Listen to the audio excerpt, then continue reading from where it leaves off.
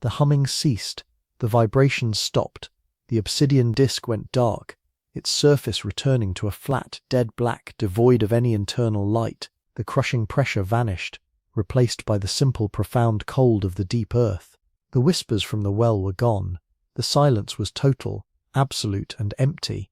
Elara slumped, her strength utterly spent. Kaya collapsed beside her, unconscious or catatonic, she couldn't tell. The chamber was still.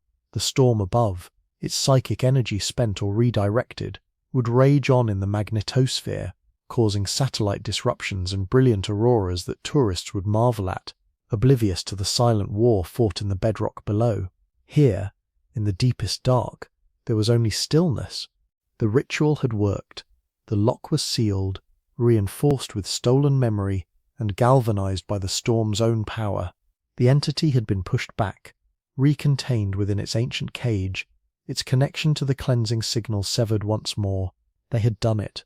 They had maintained the quarantine for another cycle.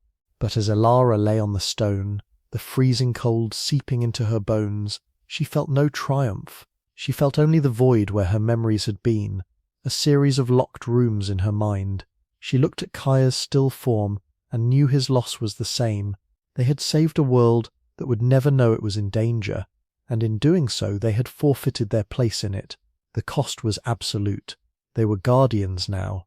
Yes, but they were also ghosts, haunting the threshold of a secret they could never fully remember, bearing a truth that had burned away the very things that made bearing it meaningful. The ritual was over. The silence was complete, and it was the silence of a tomb they had willingly entered, locking the door behind them. The silence in the Guardian's chamber was absolute, a perfect frozen void. Elara lay on the stone, the cold of the deep earth seeping through her clothes and into her marrow, a physical echo of the internal hollowing. The psychic tempest had passed. The obsidian disk was dark and inert, a simple circle of black glass once more. The reinforced seal held, a psychic dam woven from stolen memory and storm energy, containing the ancient hunger for another turn of the cosmic wheel. They had succeeded. The world above would spin on, ignorant, but success was a cold, dead star. Beside her, Kaya stirred. A low groan escaped his lips, a sound of pure, uncomprehending anguish. He pushed himself up onto his elbows, movements clumsy and disoriented, like a man waking from a surgery that had removed a vital organ. He blinked, his eyes scanning the dark chamber without recognition, then finding Elara. There was no relief in his gaze, only a profound, bewildered vacancy. "Elara," he whispered, her name a foreign word on his tongue. He frowned, struggling. We were in the dark. There was a weight." He pressed the heels of his hands against his temples, his face contorting. "My children. I have children."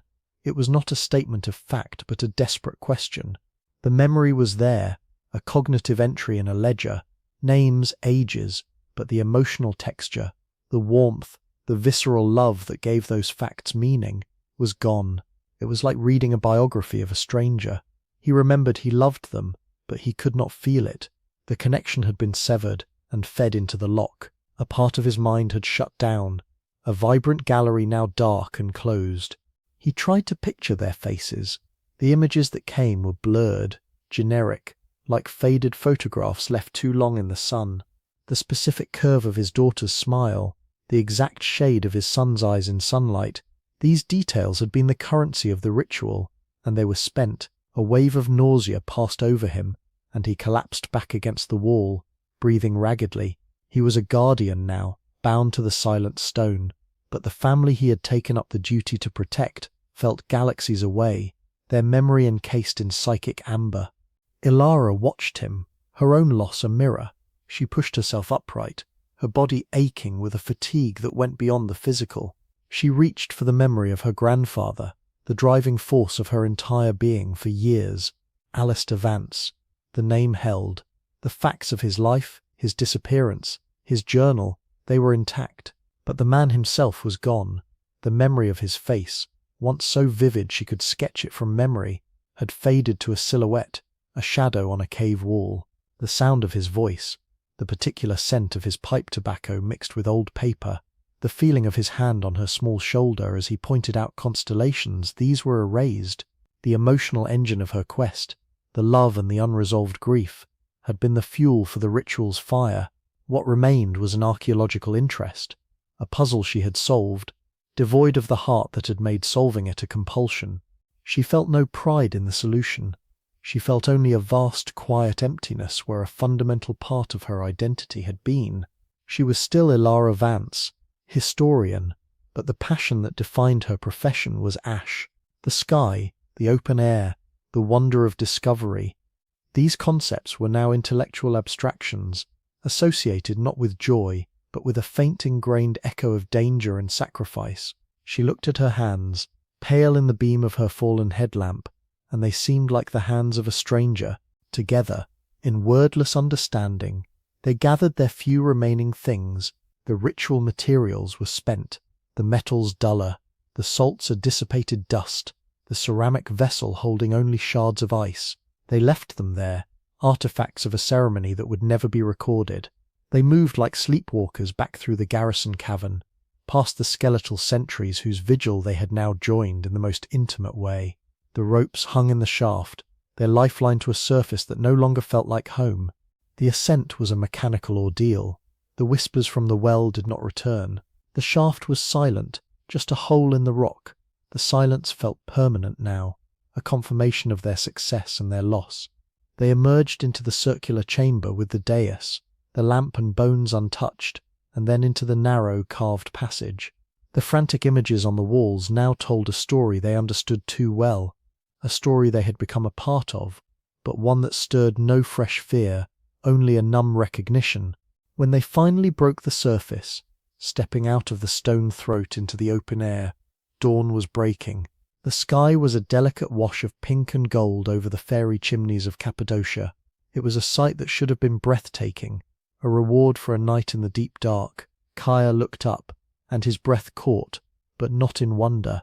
His face registered a complex dislocation, a cognitive awareness of beauty, filtered through a psychic scar tissue that screamed danger, and loss, The open expanse triggered not awe, but a faint physiological tremor of anxiety, the ghost of the sacrifice.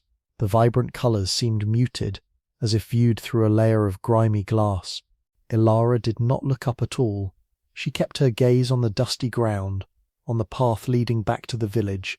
The dawn light felt thin, insubstantial, a pale imitation of the light she had willingly forgotten. They walked side by side, but a new distance lay between them. Forged in the shared trauma of the ritual, they were bound by a secret too terrible to ever speak of fully, and by a cost they could never explain to anyone else. They were comrades in a war no one else knew was fought, veterans with invisible psychic wounds. They reached the outskirts of Derinkuyu as the town began to stir. The smell of baking bread wafted from a courtyard. A child called out. The ordinary world was waking up, robust and oblivious. Elara and Kaya stopped, looking at each other. Words were inadequate. They had saved this morning, this simple peace, but in doing so, they had rendered themselves permanent exiles from it. They carried the burden of the truth, that the ground beneath this tranquil scene was a lid on a prison, that the beautiful sky could in its season become a weapon, and that burden had required the forfeiture of their own unguarded joy in it. Kaya gave a slow, almost imperceptible nod, a gesture of shared resignation and duty. Elara returned it. No farewell was needed. They would both remain, in their ways, guardians, but they would do so separately, carrying their respective voids. Kaya turned and walked toward his home, his steps heavy, a man returning to a family he could no longer fully feel. Elara turned toward her rented room, to pack, to leave, to submit a report full of benign lies about architectural stress. The truth was contained, the cost was eternal. They were forever altered, carrying not the vibrant memory of what they had saved, but the silent, hollowed-out shape of what they had lost to save it. The dawn light grew stronger, but for them, it would always be the light that came after the forgetting. Weeks later, the dust of Cappadocia had settled into the seams of Elara's suitcase and the folds of her clothes, a fine, persistent grit that felt less like soil and more like the powdered memory of stone. Her rented room was stripped bare, the maps and photographs and the ghost of her grandfather's journal packed away. The report was finished, a dry technical document for her university's archives, detailing unique architectural stress points and anomalous subsurface ventilation patterns in Derinkuyu. It was a masterpiece of sanitized omission, a burial of the real enigma in the bland clay of academic jargon. Reading it over one last time, she felt nothing. The passion for truth that had once animated her work was part of the price paid in the dark. Kaya came to see her off. He stood in the doorway of her room, not entering, as if the threshold itself had become a significant boundary. The bright Anatolian sun behind him outlined his frame but left his face in shadow. They looked at each other across the space, and a quiet, deep understanding passed between them, wordless and heavy. It was the understanding of soldiers who have survived the same unspeakable battle, bound by a shared horror and a mutual loss, that made ordinary conversation feel trivial, even obscene. They were guardians now, not just researchers, they were keepers of a silence. But within that understanding lay a new and profound distance. The ritual had hollowed different parts of each of them. Elara had sacrificed her past, the emotional core of her identity. Kaya had sacrificed his present, the visceral connection to the life he lived above the stone. They had met in the middle, in that cold chamber, and forged a bond of necessity, but the paths that led away from it now diverged. He would stay, a sentinel forever feeling the faint anxious echo underfoot, living a life whose brightest colours had been dimmed. She would leave, carrying the void within her, to a world that would now always feel slightly unreal, a stage set built over an abyss. He handed her a small, cloth-wrapped bundle. Inside was a simple ceramic shard, unmarked, picked up from the garrison cavern floor, not an artifact to study, but a token, a piece of the silence. She accepted it with a nod, the weight of it in her hand, more symbolic than physical. No farewells were spoken. They had already said goodbye to the people they used to be. He turned and walked away, his figure blending into the sun-drenched street, a man returning to a watch he could never abandon. The drive to the airport was a blur of ochre landscapes and stark, beautiful rock. Elara watched it pass without seeing. Her mind was a quiet place, orderly and clean, like the chamber after the ritual. The frantic curiosity, the driving need to know, had been extinguished. In its place was a flat, functional awareness and a faint, constant hum of background dread, the ingrained echo of the fear she had swallowed and used as fuel.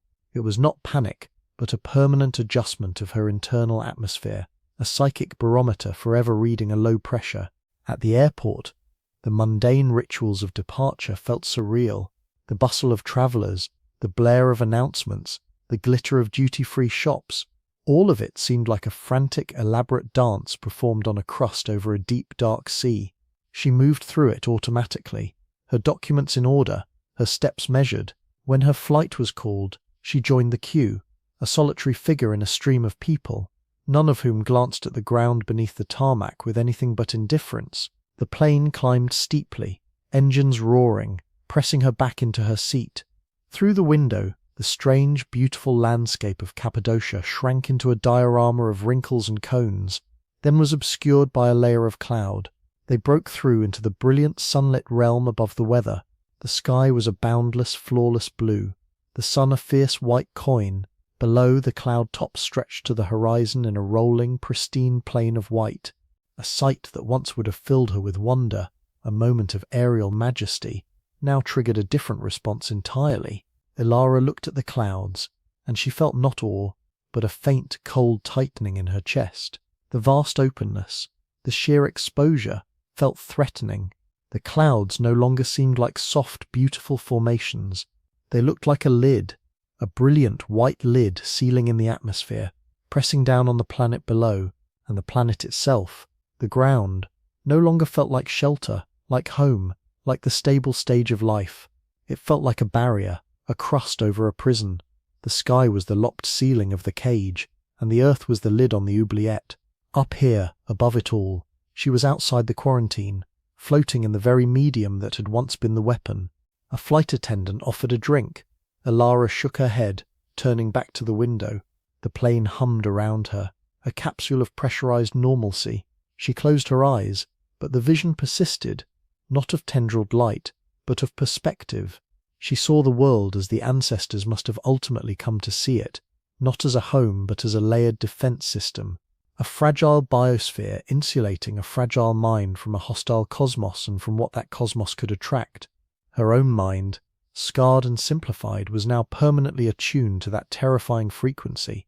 She would return to her institution, to her life, but she would move through it as a guardian in plain clothes, forever hearing the silent subsonic hum of the lock she had helped to mend, and feeling the weight of the lid beneath her feet, holding down a hunger older than history. The plane sailed on through the serene blue silence, carrying her further from the stone and deeper into the sky, a realm she now knew was not freedom, but the outermost wall of the maze. Elara pushed herself up on the pillows, a frail figure holding a universe of dread. "We have a choice," she said. "We can run. We can try to forget, to live whatever lives we have left before the sky bleeds again, and the thing below finishes its meal. Or," she trailed off, the enormity of the alternative silencing her, "or we try to reseal the cage." Kaya finished, the words tasting of ash. She nodded. "The texts, the carvings, they're not just a record, they're a manual, a ritual of binding. It's why my grandfather was collecting those specific materials, the metals, the salts, the water from the sacred spring. He wasn't just studying, he was preparing." The room was silent, save for the distant call of a muezzin. The ordinary world persisted, blissfully ignorant. Below their feet, miles of rock hid an ancient prison cell, and the lock was corroding. They were two people, one broken by vision, the other by inherited dread, standing at the precipice of an impossible duty. The fever had passed, burning away illusion. What remained was the cold, hard truth. They were now the guardians, and the eye in the dark was beginning to dream of opening. The convalescence was a slow, painful reassembly of a shattered self. For days, Elara moved through the sunlit rooms of her rented apartment like a ghost haunting its own life. The fever had broken, but it had scoured her mind clean of certain comforting illusions, leaving behind a landscape of cold, hard certainty. She was no longer just Elara Vance, historian. She was a vessel that had held the memory of the cleansing, a witness to the ancient wound in the world. The vibrant, curious woman who had first descended into Derinkuyu was gone, replaced by a quieter, graver figure whose eyes held the shadow of the obsidian disk. Kaya saw the change. He brought food, made tea, and maintained a vigilant, silent watch. His own nightmares had not ceased. If anything, they had sharpened, now populated with the specific chilling truth Elara had unearthed. The local legends were no longer abstract folklore, they were a precise and terrifying inheritance. He watched her stare out the window at the Cappadocian sky, not with wonder at its beauty, but with a pale, assessing dread, as if measuring the blue expanse for its potential to fracture into silent psychic auroras. The evidence was no longer scattered. It formed a single, dreadful narrative. The carvings depicted the symptom, the tendrilled sky. The tablet described the pathology, a contagion of consciousness. Her grandfather's journal predicted the cycle, the returning cleansing, and her own vision in the Guardian's chamber revealed the horrifying synthesis. The city was a dual construct. The upper levels were a psychic Faraday cage, sheltering humanity from the mind-scouring signal. The deepest abyss was a prison for the entity that the signal attracted, a consciousness that fed on the resultant madness. The obsidian disk was both lock and bait. The ancient safeguards, the sealed door, the guardian garrison, the ritual bindings hinted at in the fragments, were the work of a desperate people who had not just survived a catastrophe, but had imprisoned its cause. Now those safeguards were ancient history. The mortar was dust, the guardians were bones, the ritual knowledge was fragmentary, a handful of phrases on clay and stone. The psychic lock, maintained for millennia by faith and forgotten science, was degrading, and according to her grandfather's calculations, corroborated by modern geomagnetic disturbance reports Kaya quietly procured, the cyclical event was due. The cosmic scales were tipping. The pre-storm static was building in the silent places of the world. One evening, as the setting sun bled orange across the strange rock formations, Elara spread the final pieces of evidence on the low table, not the photos or journals, but a simple printout of solar activity charts and a list of recent unexplained low-frequency radio bursts. Next to it, she placed Professor Demir's transcription of the ritual phrases from the tablet, incantations for binding, sealing, and forgetting. The two documents, separated by millennia, spoke of the same impending storm. "It's not a question of if," she said, her voice flat. "It's a question of when. Weeks, maybe months. The signal will return, the beacon will activate, and the thing in the dark will wake up hungry." Kaya stood by the door, his arms crossed, a statue of conflicted duty. "And if we run, we tell someone, the authorities, the military." A humorless, brittle sound escaped Elara's lips. "And say what? That a prehistoric psychic vampire is about to break out of its geological cell because of an invisible cosmic cycle? We'd be institutionalized. At best, we'd trigger an archaeological dig that would accomplish nothing but prying the door open wider." She looked at him, her gaze unwavering. "There is no someone. There's only what the ancestors left behind, a broken cage, and a fragmented instruction manual for its repair." "The ritual," Kaya said, the word tasting of ash.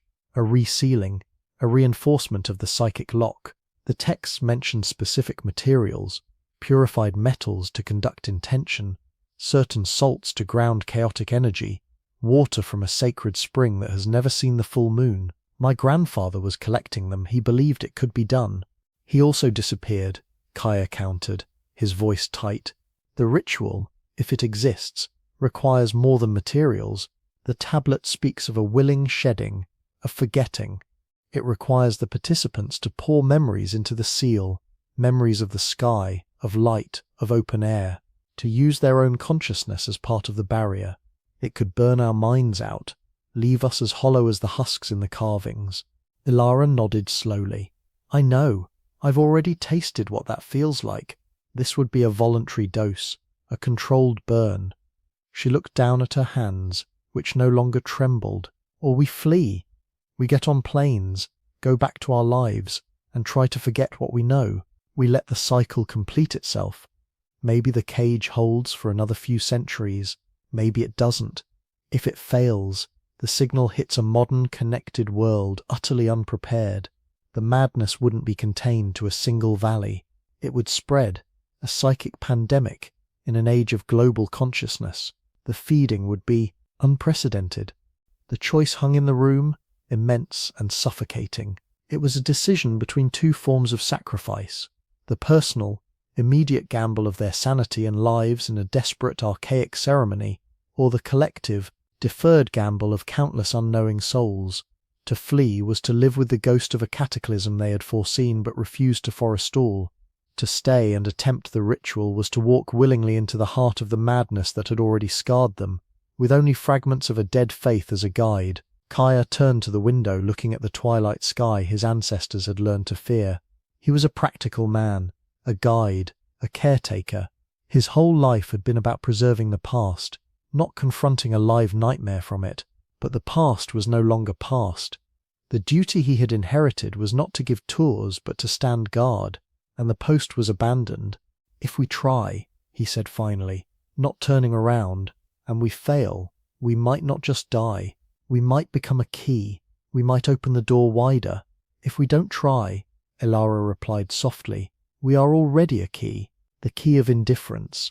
The silence stretched, filled with the weight of the underground dark and the terrifying fragility of the open sky. There were no good choices, only degrees of responsibility and risk. Elara, forever changed by the vision, felt the pull of the obsidian disk, not as curiosity, but as a dreadful gravity. She had looked into the eye of the storm. To turn her back now felt like a betrayal of every ancestor who had fought to build the cage, and of her grandfather who had died seeking the means to repair it. Kaya faced her, his expression etched with resignation and a newfound grim resolve. The fear in his eyes was still there, but it had been joined by something else, the stubborn inherited will of the Bekchi, the guardian. He gave a single slow nod. The decision was made. They would not flee. They would gather the materials from her grandfather's notes. They would descend once more, past the silent chamber, past the whispering well, past the bone-filled garrison, to the door they had opened. They would attempt the impossible, to perform a ritual of forgetting, to mend a psychic lock with their own minds, and to reinforce a cage containing a hunger as old as the stars. It was a choice that promised no survival, only the slim chance of meaning. The sky outside deepened to indigo, innocent and vast, holding no memory of the tendrils that had once writhed within it, and no warning of those yet to come. The decision, once made, became a grim and silent engine. There were no more debates, no second thoughts. The terrifying clarity of Elara's fever dreams had forged a path, narrow and steep, and they now walked it with the focused dread of soldiers advancing toward a trench. Their preparations were methodical, almost ritualistic in themselves, a mundane counterpoint to the arcane task ahead. Elara's grandfather's journal provided the list. It was not long, but each item was specific, echoing the fragments from Professor Demir's tablet. They needed 3 metals: lead for grounding and absorption, copper for conduction and channeling, and meteoric iron for its connection to the celestial and the alien. They needed salts from a particular dry lake bed to the east, salts that were said to hold the memory of ancient evaporated seas, and they needed water from the sacred spring of Iasma, a trickle emerging from a cave a day's journey away, water that local lore claimed had never been touched by direct moonlight. Remaining psychically pure, Kaya procured the metals from a reluctant jeweler and a skeptical blacksmith in a nearby town, spinning a vague tale about an art installation. The salts he collected himself, driving to the desolate basin and scooping the crystalline powder into glass jars, the white expanse under the sun, feeling eerily like a boneyard of a forgotten ocean. The water was the most solemn task. He made the pilgrimage alone, filling a sealed ceramic vessel at the spring's mossy source deep within its cave, the air thick with the scent of wet stone and silence. He felt the weight of the duty with every step, the vessel in his pack no longer holding water, but a liquid component of a potential lock. Elara, meanwhile, fortified her mind. She pored over the ritual phrases, memorizing the cadence if not the full meaning. She practiced meditation techniques she'd once scoffed at, striving for a state of focused emptiness, a vessel ready to be poured out. She avoided looking at the sky. When she had to go outside, she kept her gaze on the ground, training herself to forget the expanse above, to sever the psychic connection to the open air that the ritual would demand she sacrifice. It felt like a gradual self-mutilation, a willful blurring of a fundamental sense. The night they chose was moonless, the sky a vault of black velvet pierced by indifferent stars. They dressed in layers against the deep cold, their packs heavy with the strange materials, and with climbing gear. They did not speak as Kaya unlocked the entrance to Derinkuyu, for what they both felt might be the last time. The familiar descent through the tourist levels felt like a farewell to a world that had already become a memory. The silence of the deeper, forbidden tunnels welcomed them like a cold embrace. They moved with a swift, practiced efficiency, no longer pausing at the carvings or the silent chamber. The well of whispers awaited. The ropes were still in place from their previous descent, a fragile thread through the mountain's heart. The whispers began as soon as they reached the shaft, but they were different now, not curious or mocking, but agitated, a buzzing static of anticipation. The thing in the deep knew they were coming. It knew they carried the tools of binding. One after the other, they rappelled into the abyss. The descent was a plunge through a column of vocal darkness, the whispers coiling around them like cold vines. Elara focused on her breathing, on the weight of the ceramic vessel against her back. Kaya focused on the mechanics of the climb, on the feel of the rope, on anything but the pulling dread from below. The garrison cavern was as they had left it, the skeletal sentries standing their eternal vigil. The bronze-sealed door to the guardian's chamber hung open, a black maw. The cold that poured from it was now active, purposeful, carrying a faint ozone scent that prickled the skin. They stepped inside, their headlamps illuminating the perfect empty geometry of the room and the central disk of obsidian, a pool of absolute dark. This was the locus, the antenna, the eye. Working quickly, their breath pluming in the freezing air, they arranged the materials as the journal and tablet fragments instructed. Kaya used a small mortar and pestle to grind the lake salts into a fine powder. Elara laid out the three metals in a triangle around the obsidian disk: the dull lead, the greenish copper, the dark pitted meteoric iron. Finally, she uncorked the ceramic vessel. The water from the moonless spring smelled of nothing, a perfect blank. She poured it into a shallow bronze bowl they had brought, placing it at the apex of the triangle, between the disk and the door. The preparations were complete. The chamber seemed to tighten around them, the silence deepening until it hummed with potential. They stood facing the obsidian disk. The ritual of forgetting was not a spoken incantation, but an act of focused, willing sacrifice.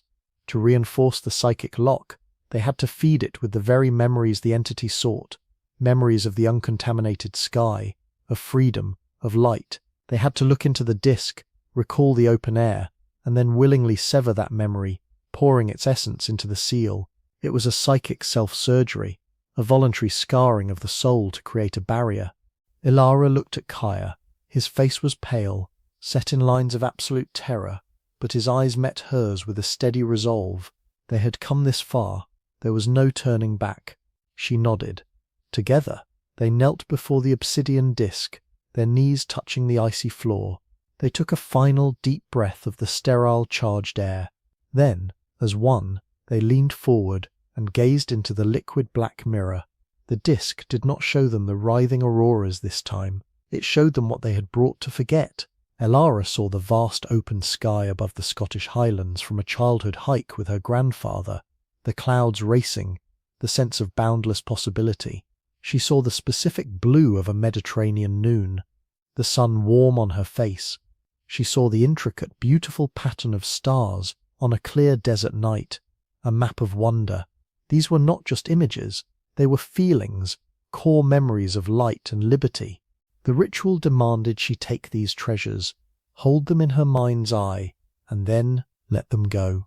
Not to bury them, but to burn them as fuel, to push them into the obsidian, to weave them into the ancient failing lattice of the psychic lock. It was an agony worse than any physical pain. It felt like peeling away layers of herself, like holding a beloved photograph to a flame and watching it curl to ash. She felt a part of her mind tear, a bright, vibrant connection to the world above simply sever. The memory of her grandfather's smiling face, the one that had driven her here, began to fade at the edges, losing its color and warmth, becoming a historical fact, devoid of emotional resonance. Beside her, Kaya was undergoing his own dissolution. He was sacrificing the memory of the wind in the poplar trees near his village, the scent of his mother's bread, the sight of his children running in the sun-dappled square. These foundational stones of his identity were being willingly offered up, ground into psychic mortar. A low moan escaped his lips, a sound of profound, irreparable loss. The obsidian disk began to drink their offerings. Its surface, once passive, now swirled with a faint internal luminescence, a greyish silver like moonlight on water. The temperature in the chamber dropped even further. The whispers from the well outside rose to a crescendo, no longer fragmented, but forming a single coherent roar of negation, a wave of pure, crushing despair that slammed against their minds. The entity below had felt the reinforcement of its cage. It was pushing back. The chamber walls throbbed. A deep, subsonic vibration shook the stone beneath their knees. The psychic pressure was immense, a weight trying to flatten their consciousness, to break their focus and scatter the ritual. It offered them visions of surrender, peace in oblivion, an end to the pain of memory, a joining with the timeless chorus. It was a siren song of despair, promising rest if they would only stop fighting, stop remembering. Elara clung to the shreds of her purpose, pouring the last vivid memory, the feeling of wind on her face into the swirling disk. She felt it leave her, a final visceral tear. Beside her, Kaya shuddered violently, a tear tracing a cold path down his cheek as he sacrificed the sound of his daughter's laughter.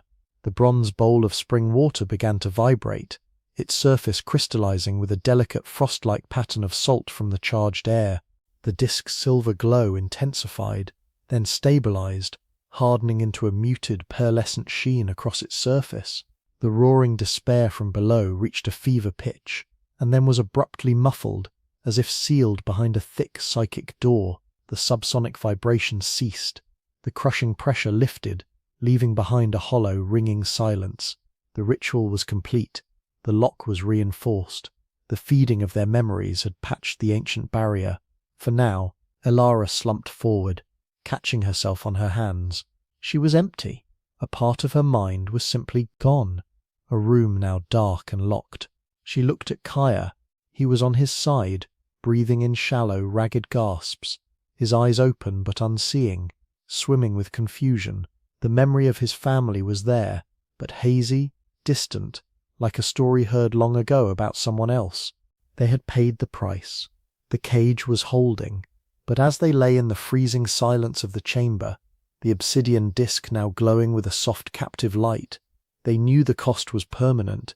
They were guardians now, yes, but they were also wounded, forever separated from the very world they had just helped to protect.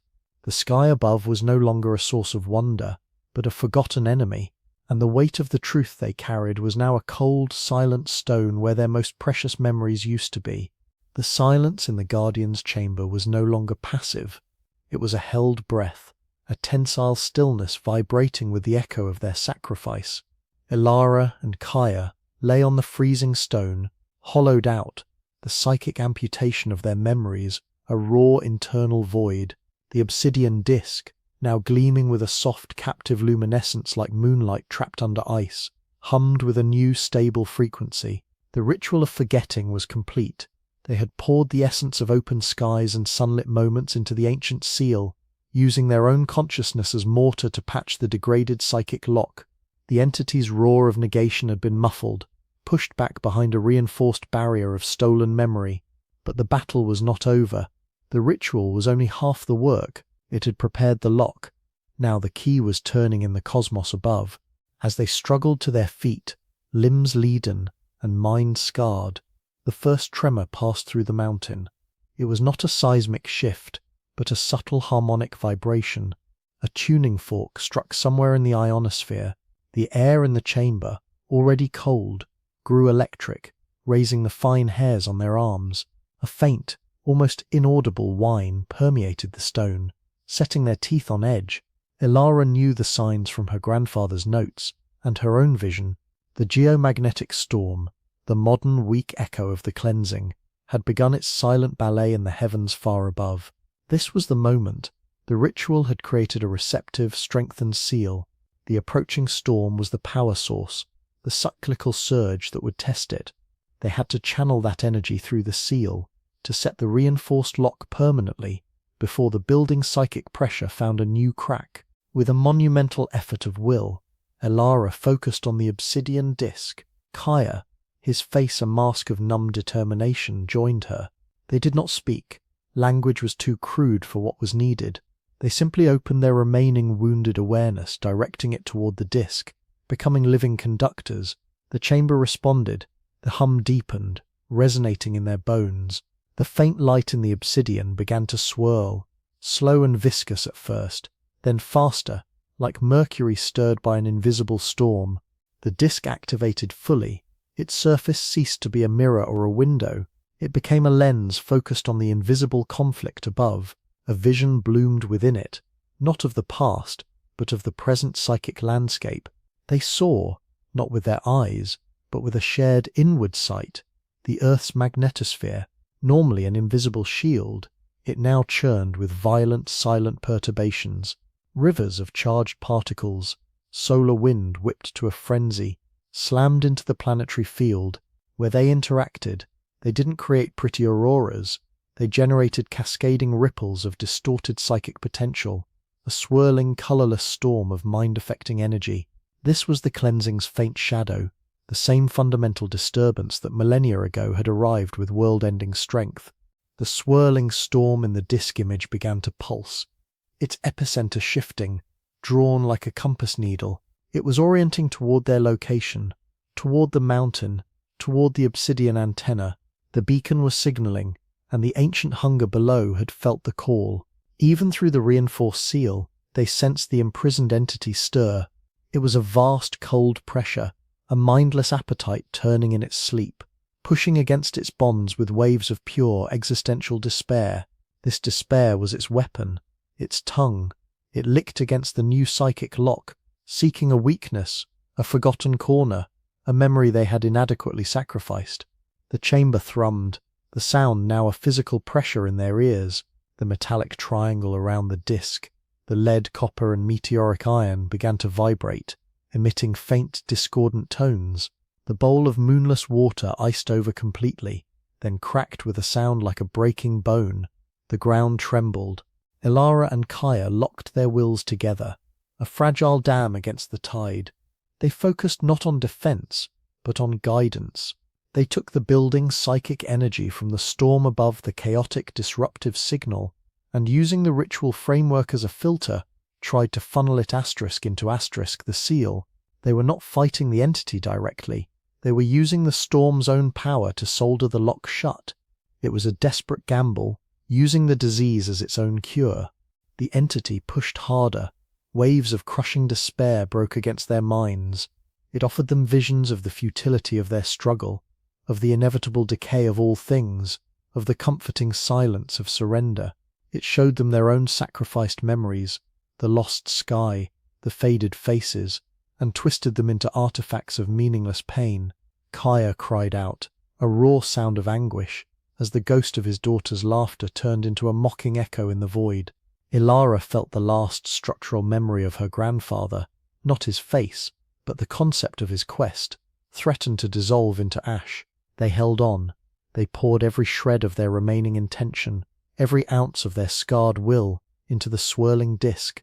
The vision within it showed the psychic storm coiling, concentrating, a silent lightning bolt of distorted consciousness aiming directly at the mountain's heart. The entity below rose to meet it, a black tide of hunger. The moment of collision was soundless, yet it blinded their inner sight. In the disk, two forces met, the descending storm and the rising hunger, with their newly woven seal as the barrier between. There was a flash of agonizing, silent white, then nothing. This was no random hollow. The cavern was enormous, its ceiling lost in gloom, and it had been inhabited. Along the walls, regular alcoves had been carved from the living rock, each forming a small cell-like barracks. Stone sleeping platforms, worn smooth, lined the spaces. In the center of the cavern floor, the remnants of a large fire pit lay cold for millennia, surrounded by neat stacks of stone that might have been seats or tables. It was a military garrison, a dormitory carved with a stark utilitarian purpose. But its orientation was all wrong. The cells did not face an entrance or a central muster point. They were all positioned to face deeper into the cavern system, toward a large, dark tunnel mouth on the far side, and they were empty. Elara descended the last few feet, her boots crunching on gritty, dry sediment. She unclipped from the rope, her signal tug telling Kaya she was down. The silence here was different from the chamber above, not absorbing, but expectant, like the quiet of an abandoned guard post. She moved through the barracks, her light illuminating details, a broken ceramic cup still sitting on a ledge, a rusted metal fitting that might have been part of a weapon, a pile of animal bones picked clean. This was not a refuge for families. This was a posting, a station. The soldiers stationed here had not been guarding against an enemy from the world above. They had been facing inward, toward the dark tunnel, their backs to the shaft that led up to the city. They were not keeping something out. They were keeping something asterisk in asterisk. The garrison was a final checkpoint, a last line of defense positioned not at the border of the sanctuary, but at the threshold of whatever lay deeper in the mountain's heart. The sheer chilling scale of the ancient fear settled upon Elara. The city above was the quarantine. This barracks was the guardhouse outside the isolation cell, and the dark tunnel ahead, toward which all the empty stone beds were pointed, led to the prisoner. The silence in the garrison cavern was a held breath, thick with the dust of abandoned vigilance. Elara moved through the ranks of empty stone bunks, her headlamp beam a solitary eye in the vast dark. The sheer scale of the operation chilled her. Dozens of alcoves, each a soldier's cell, all facing the same dark maw on the far wall, a tunnel leading deeper still. This was no emergency bolt hole, it was a deployed unit, stationed for the long watch, The fire pit in the center was large enough to feed a company, its ashes long cold. The air tasted of desiccated time and a profound settled purpose. Her light caught a glint of metal in one of the last alcoves. She approached, her boots whispering on the grit. The glint came from a corroded bronze cuirass, still encircling a skeletal frame. The remains were seated on the stone bunk, slumped against the wall, as if the sentry had simply sat down for a final rest and never risen. The bones were brittle and brown, held together by scraps of leather and the remnants of a woolen tunic. The skull was tilted downward, as if in contemplation. But it was the other alcoves that truly stole the warmth from her blood.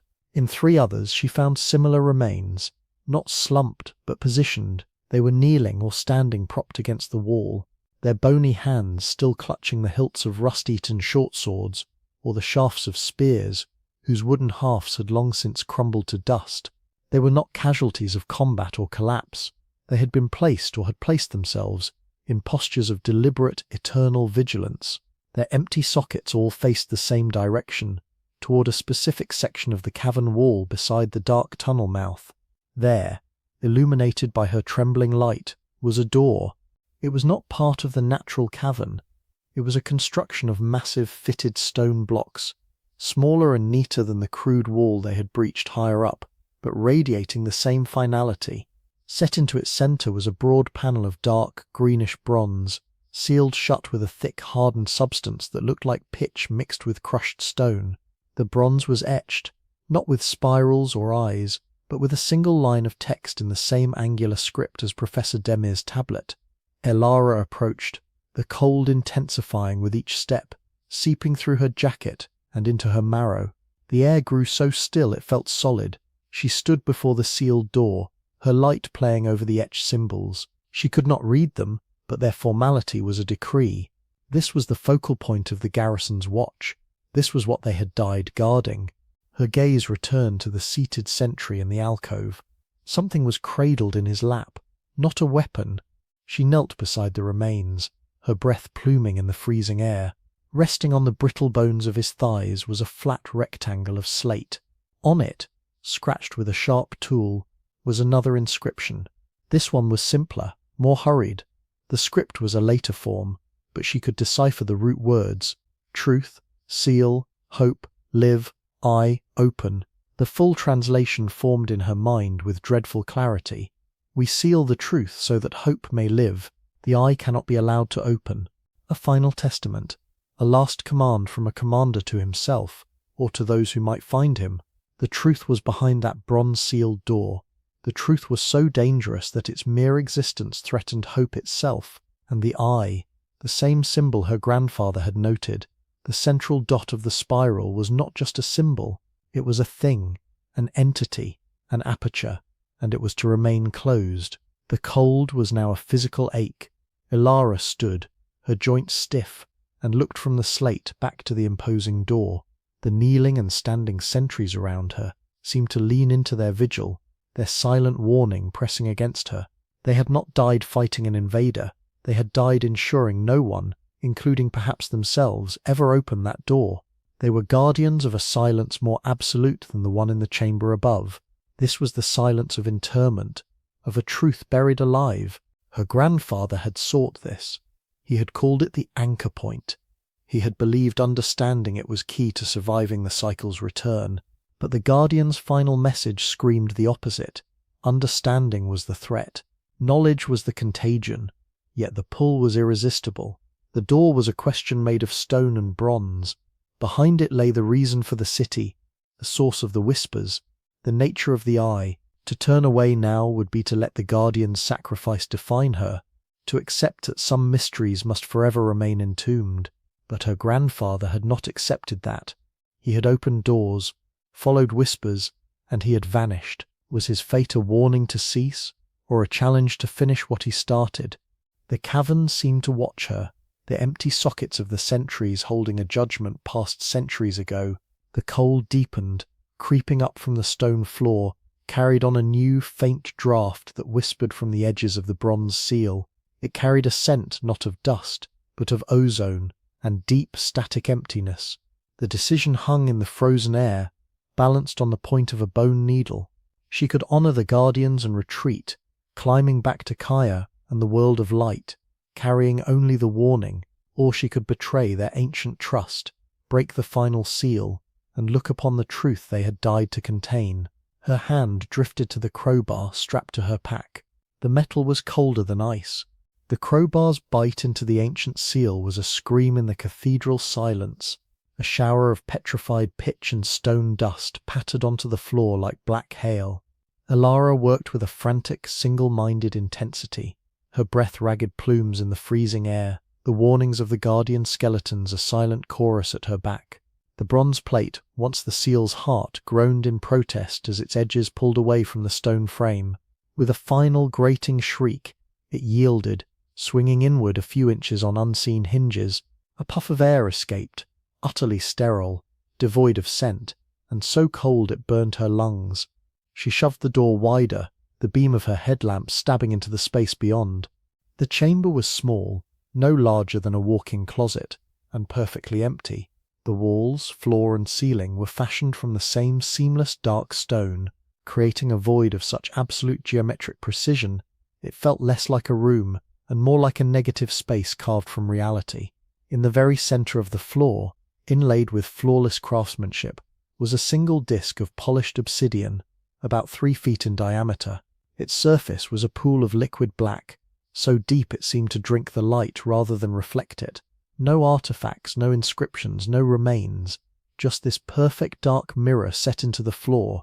This was the anchor point, the truth the guardians died to seal. Not a treasure, not a weapon, not a tomb, a lens, trembling from cold and a dread that had crystallized into inevitability. Elara stepped across the threshold. The sterile chill enveloped her completely.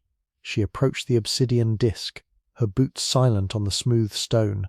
Her light, striking its surface, vanished without a glint, absorbed into an abyss.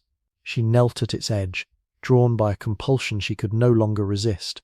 She had to see. She leaned forward, peering into the black mirror. For a heartbeat, she saw only the void. Then the obsidian ceased to be a solid. It became a window. She was not looking at her own reflection. She was looking at a sky, an ancient pristine night sky, untouched by light pollution, ablaze with stars in constellations slightly askew from their modern positions. It was breathtakingly serene, a vault of peaceful, timeless dark. Then, without warning, the serenity shattered. From the northern horizon, a ripple of colourless light emerged. It was not the familiar green dance of auroras. This was a silent, psychic bleed. Tendrils of luminescence, pulsing with a terrible sentient grace, unfurled across the heavens. They moved with a predatory slowness, twisting and merging, not illuminating the landscape below, but seeming to bypass the eyes entirely, lancing directly into the mind. The vision was silent, yet it screamed with transferred sensation. Elara felt, rather than saw, the effect on the unseen watchers below. A wave of disorienting euphoria first, a dizzying pull as the tendrils stroked the fabric of consciousness. Then came the fracture, a psychic static that scrambled thought, unraveling memory and identity like a thread pulled from a tapestry. She felt the moment of rupture, when the invasive signal overloaded the mind's sanctum, leaving behind either the cacophonous madness of the shattered, the future-buried choir, or the hollowing scour that burned everything away, creating the violent, empty husks. This was no electromagnetic storm. It was a phenomenon that weaponized consciousness itself, using the mind's own energy as both conduit and fuel. The sky did not attack the body, it parasitized the soul. The understanding flooded her, cold and absolute. The ancestors' terror was not of light, but of a force that turned the inner self against itself. The city's stone was a psychic insulator. The sealed doors were mental baffles. The well was a sinkhole for the psychic fallout. And this obsidian disc was not a mirror, but a recorder, a psychic lithograph holding the imprint of the primordial event. It was the eye, not of a creature but of the phenomenon itself, a focal point where the memory of the cleansing was preserved, and perhaps where it could be perceived anew. The vision began to fade, the silent writhing auroras dissolving back into the starfield. But as it did, a final horrifying comprehension dawned. The disc was not just a recorder, it was a receiver. It was tuned. The cyclical cleansing was the return of this cosmic signal, and this chamber, this obsidian eye, was the antenna within the mountain. The guardians had not been guarding a secret. They had been guarding a beacon, and she had just opened its housing. The obsidian surface returned to a flat, dead black. Elara recoiled, scrambling back from the disc on hands and knees, a choked sound escaping her throat. The sterile chamber seemed to pulse with the afterimage of the vision, the cold now alive with potential. She understood everything now, her grandfather's quest, the city's design, the nature of the sickness. The truth was far worse than she had imagined. The enemy was not a thing to be fought, but a frequency to be avoided, a silent song that dissolved the singer, and the mountain was not just a refuge. It was a carefully constructed null space built around this terrible receptive eye. She had found the core of the mystery, and in doing so she had perhaps reawoken its attention. The understanding was a flood, a torrent of alien cognition that smashed through the dams of Elara's own mind. It was not merely knowledge, it was the lived experience of the cleansing, the raw psychic data of 1,000 shattered minds imprinted on the obsidian and now vomited into her consciousness. She felt the silent scream of the first witnesses, the vertigo as their thoughts unravelled into static, the hollow agony of those scoured into puppets. Their despair was not an emotion, it was a chemical truth, a stain on reality. It filled her, drowning her identity in a cold black ocean of ancient collective terror. A sound tore from her throat, a raw, ragged scream that held no human language, only pure reflexive horror. She staggered back from the obsidian disc, as if physically struck, her boots slipping on the smooth stone. The world tilted, the geometric chamber blurred, its lines melting into the writhing afterimage of the psychic auroras. The silent, sterile air now vibrated with a high internal frequency, a ringing in the bones of her skull. She stumbled through the bronze-sealed doorway, back into the garrison cavern, but the vision followed. The kneeling skeletons seemed to move in her peripheral vision, their bony fingers tightening on phantom weapons, their empty sockets now filled with the same colourless light she had seen in the sky. Above, at the top of the well, Kaya heard the scream. It was a distant, muffled thing, shredded by the long shaft, but its timbre, a note of absolute mindless panic, pierced his heart like an ice pick. He shouted her name, his voice swallowed by the whispering abyss. No answer came, only a sudden, profound silence from below that was worse than any cry. The whispers in the shaft, a constant background murmur, ceased for one heartbeat. Then they returned, changed. They coalesced, grew louder, more focused. They lost their fragmented, chorus-like quality and began to echo a single sibilant phrase in a language that prickled the hair on his neck. It was a summoning or a recognition, cursing, his own nightmares clawing at his resolve. Kaya secured the winch brake and began his own descent, rappelling down the rope with a speed born of dread. The focused whispers swirled around him, no longer rising from below but seeming to emanate from the shaft walls themselves. Cold breath on his ear. He saw the glow of Elara's fallen headlamp long before he reached the cavern floor. It lay on its side, casting a crazed, tilting beam across the ancient barracks. He found her crouched between two stone bunks, her back against the wall. She was not moving. Her eyes were open, wide and unblinking, but they saw nothing in the present. They were fixed on some internal horror, reflecting the dancing beam of his lamp with a glassy sheen. Her lips moved, forming soundless words. He knelt before her, gripping her shoulders, calling her name. Her skin was icy. She did not react to his touch, his voice, the light. Then the soundless whisper from her lips gained volume, a thin, rasping stream of guttural syllables. It was a dead dialect, one he had only ever seen in the forbidden fragments Professor Demir guarded. She was speaking the words of the tablet, the lament of the damned. Panic, a cold, greasy wave of it, rose in Kaya's throat. He shook her gently, then with more force. "Elara, look at me." Her head lolled, her whispering uninterrupted. The ancient words a stark contrast to her catatonic state. The focused whispers from the well shaft above seemed to answer her, a sibilant call and response that echoed through the cavern. The air grew heavier, colder, as if the attention of the mountain had now pinpointed their location. He had to get her out.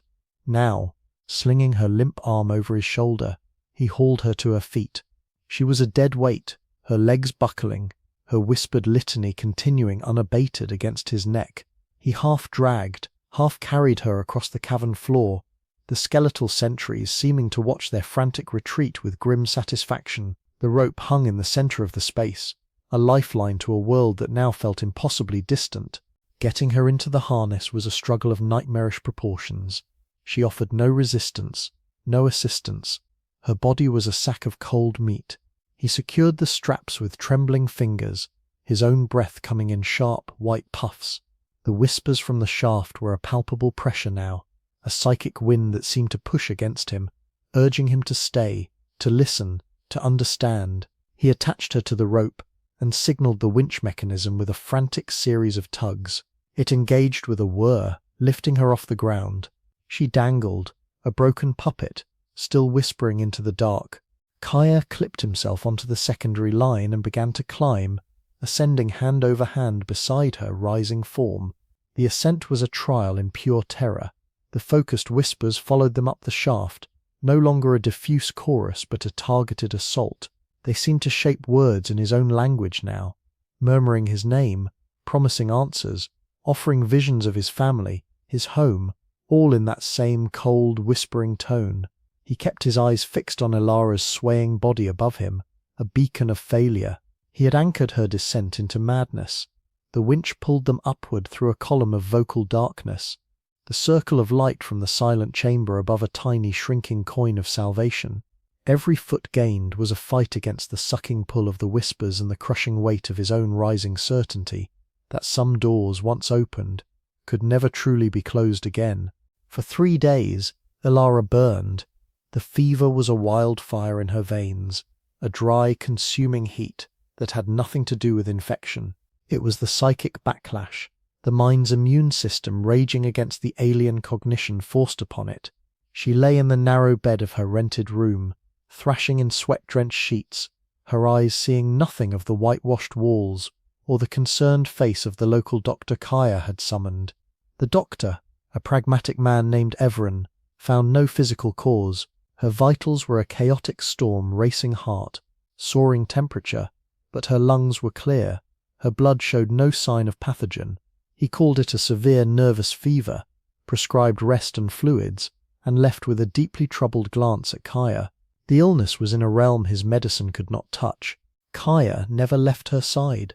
He cooled her brow with damp cloths, forced sips of water between her chattering teeth, and listened to the torrent of words that poured from her in her delirium. They were not the dead dialects of the first night, but a fractured, terrifying synthesis. She spoke in English, in broken phrases of ancient languages, in pure guttural sounds of fear. She recounted the carvings, described the tendrils of light with a poet's horrific precision, whispered the warnings from the guardian's slate. But it was the new connections forged in the furnace of her fever that truly froze his blood. In her lucid moments, which were few and agonizing, her gaze would fix on him with a terrifying clarity. "It wasn't just a shelter," she rasped on the second day, her voice a dry leaf. "The stone, it's a buffer, a psychic buffer. The sickness is a signal. The city is a Faraday cage for the soul." Then the fever would reclaim her, and the visions would spill out. She spoke of the obsidian disc, not as a recorder, but as a focal point. "It's a lens, but it focuses attention. Theirs, it's a beacon in the dark, silent to us, screaming to something else." She would convulse, clutching the sheets. The ancestors didn't just hide from the sky sickness. They used the city to hide asterisk from asterisk it. But the deepest tunnels, the well, they built those to hide asterisk it, asterisk. Kaya leaned closer, straining to pass the fragments. "Hide what, Elara?" Her eyes, glassy with fever, widened. "The thing that hears the beacon, the thing that asterisk feeds asterisk." The word hung in the air, vile and heavy. "The cleansing, the psychic auroras, they're not the disease, they're the symptom, the fever of the cosmos. And something is attracted to fever, something that swims in the silent places between stars, that thrives on psychic disturbance. The ancestors lured it down, or it followed the signal down, and they trapped it. The garrison, the sealed door, the disc. It's not a shrine, it's a cage. The deepest tunnels are a cage, and the obsidian is both the lock and the bait. The pieces, which had been a scattered puzzle of fear, snapped together in Kaya's mind with a sickening finality. The city had a dual purpose. The upper levels were a quarantine for humanity, a shelter from the mind-scouring signal. The deepest abyss was a prison for the entity that the signal attracted, a consciousness, or a form of energy, that consumed the unraveled thoughts and hollowed husks left in the wake of the cleansing. The buried choir were not just victims, they were the first feeding, the echoes of the initial harvest. The guardians had not died keeping a secret, they had died maintaining a cell door. On the third day, the fever broke. As suddenly as it had come, the violent heat receded, leaving Elara gaunt and hollowed, her eyes sunken but present. She was weak, her mind fragile as old glass, but the chaotic fire of revelation had settled into a cold, hard certainty. She sipped water. Kaya offered, her hands trembling slightly. "It's cyclical," she said, her voice a whisper but clear. "The cosmological event, the cleansing, it's returning. My grandfather's calculations were right. The magnetic anomalies, the animal migrations, they're the pre-storm static, and when the storm hits, the signal will broadcast again, the beacon will light." She looked at him, and in her gaze was no trace of the eager historian. There was only the grim resolve of a soldier who has seen the battlefield. "The cage is old, Kaya. The seals are degraded. The guardians are dust. Whatever they imprisoned, it's been listening to the whispers of the world for millennia, growing hungry. When the full signal returns, it will shatter what's left of the lock." Kaya felt the weight of it crush the last of his denial. The legends of his childhood, the fear in Professor Demir's eyes, the ancient terror in the stone, all of it was true, and they were now the only ones who knew. The quarantine had failed, they were infected with the truth, and the patient was about to wake. They tried to read the future here, Elara managed, her own voice sounding alien, or to understand what was happening to them. This was a holy place, a panic room for the soul. She looked from the dais to the smooth blank walls. The silence here was not natural. It was cultivated, enforced. It was the silence of a people holding their breath, of priests swallowing a terrible prophecy, of a community deciding to seal itself away from a sky that had become an enemy. The weight of that decision, made centuries ago in this very spot, pressed down on her. It was a psychic gravity, the residue of an ancient collective dread so potent it had seeped into the stones. Kaya finally stepped into the room, his light joining hers on the dais. "They left the tools," he observed quietly. "They did not take the lamp. They did not gather the bones." Elara understood. It was an abandonment. The ritual was over. The answer had been so final, so horrific, that no further consultation was needed. The future was sealed, and with it, this chamber. They had turned from seeking knowledge to enacting survival, leaving the instruments of questioning behind as one leaves a childhood toy at the mouth of a cave they know they will not return from. The profound, absorbing silence of the room now felt like a held scream. It was the silence after a verdict, after a door slams shut forever. Elara knew, with a certainty that chilled her more than the air, that her grandfather had stood in this room. He had likely touched that lamp. What had he seen? What had he heard in that chorus of whispers? Had the memory driven him mad, or had it given him a purpose that led him even deeper? She took a final photograph, the flash a brutal violation of the chamber's sacred stillness. The lamp and bones were frozen in the modern glare, a stark contrast to the ancient dark. Then she turned. There was only one way to go. On the far side of the circular wall, almost invisible until you stood directly before it, was a low, narrow archway. It led not to another carved passage, but into a deeper, rawer blackness. From it, a faint, cold draught whispered, carrying with it a new sound, a distant, watery echo, and something else, something that might have been the faintest tremor of a voice, or just the mountain settling its immense weight upon the secrets they were steadily uncovering. The archway led not to a tunnel, but to a void. Elara's headlamp beam, probing the darkness, found no far wall, only empty space. The floor ended in a rough circular lip of stone. They stood at the edge of a vertical shaft, a well plunging into the absolute heart of the mountain. The air that rose from it was several degrees colder, carrying a damp mineral scent and a faint, almost subaudible hum that vibrated in the fillings of Elara's teeth. Kaya knelt, his light tracing the edge. The stone was smooth, worn by something other than ropes. He took a chemical glow stick from his pack, cracked it into lurid green life, and dropped it over the side. The green orb shrank with terrifying speed, a miniature star falling into a cosmos of black. They watched, breath held, as it diminished to a pinprick, then vanished entirely without ever illuminating a bottom or striking a wall. The shaft was not merely deep, it was fathomless, descending far beyond the lowest mapped levels of Derinkuyu, into geological strata the city's builders had no practical reason to penetrate. The silence after the glowstick's disappearance was profound, but not complete. Elara strained her ears. At first there was only the hum, a low-frequency thrumming from the earth's bones. Then, beneath it, she caught something else, a faint echoing susurrus like wind through distant reeds, or the murmur of a crowd heard through thick walls. It was shapeless, wordless, yet undeniably vocal, a chorus of whispers rising from the abyss. She looked at Kaya. His face was taut, his eyes fixed on the black pit. The local colour, the grounded guide, was gone, replaced by a man confronting a childhood nightmare given form. "The buried choir," he said, his voice barely audible over the rising whisper. "My great-uncle. He spoke of it when he was fevered.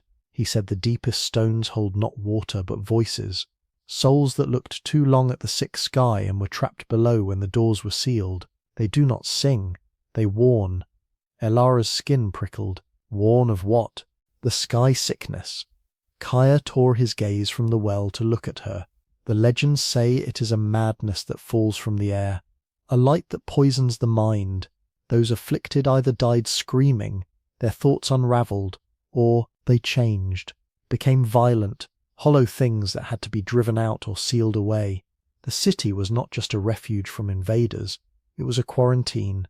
And this," he gestured to the well, "this was where they put the worst of it, or where the worst of it found its way in." The whispers seemed to coil around his words, giving them weight. They were not clear, but their cadence was disturbingly rhythmic, rising and falling in a pattern that mimicked speech. Sometimes it sounded like pleading, other moments like a sibilant chant. Elara leaned over the edge, her light piercing a short distance down the perfectly cylindrical shaft before being swallowed. The carvings in the passage above depicted a threat from the sky, but this well suggested the danger had a counterpart below, or that the sickness had seeped down, pooling in the deepest dark. A fragment of her grandfather's journal surfaced in her memory.